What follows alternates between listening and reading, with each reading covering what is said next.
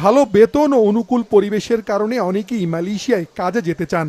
এই সুযোগের অপব্যবহার করে বাজারটি খোলার আগেই কর্মীদের সঙ্গে প্রতারণা করছে একটি চক্র। সম্প্রতি বাজারটি খোলা নিয়ে প্রবাসী কল্যাণ মন্ত্রীর একটি বক্তব্যের পর এমন অপতৎপরতা বেড়েছে।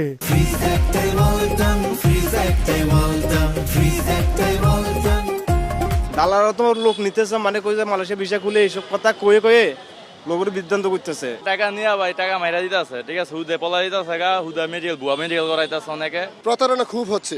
আজ সচিবালয়ে প্রবাসী কল্যাণ মন্ত্রী মাছরাঙ্গা টেলিভিশনকে জানান, শ্রমবাজারটি এখনো চালু হয়নি, চলছে কর্মী পাঠানো প্রক্রিয়া চূড়ান্ত করার কাজ। আমরা যে প্রক্রিয়ায় যাব সেই প্রক্রিয়াটা পরিষ্কার করে জনসম্মুখে জানানো হবে।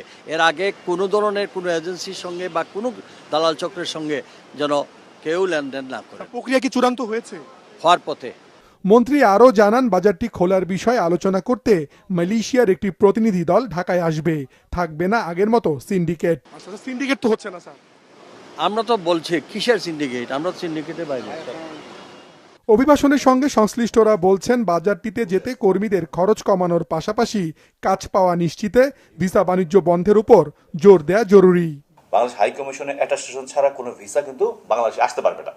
ওনারা যদি অ্যাটাস্টেশন দেওয়ার আগে ভালোভাবে যেই ফ্যাক্টরিতে বা যেইখানে কর্মী যে কাজ করবে সেই কোম্পানির বিগত দিনের অভিজ্ঞতা দেখে, যাচাই করে, একটা কর্মী যাওয়ার পর থাকার যে অবস্থা সেটা সে যাচাই করে, এবং বিগত দিনে সেই ফ্যাক্টরিতে যেই ওয়ার্কাররা কাজ করতেছে তারা ঠিকমতো স্যালারি পাচ্ছে কিনা, এবং কোনো কিছুর বিনিময় ছাড়া অ্যাটাস্টেশন দেয়, আমি খুব বলি, তাহলে সেখানে এই সমস্যাটা অনেকাংশেই লাঘব হওয়া সম্ভব।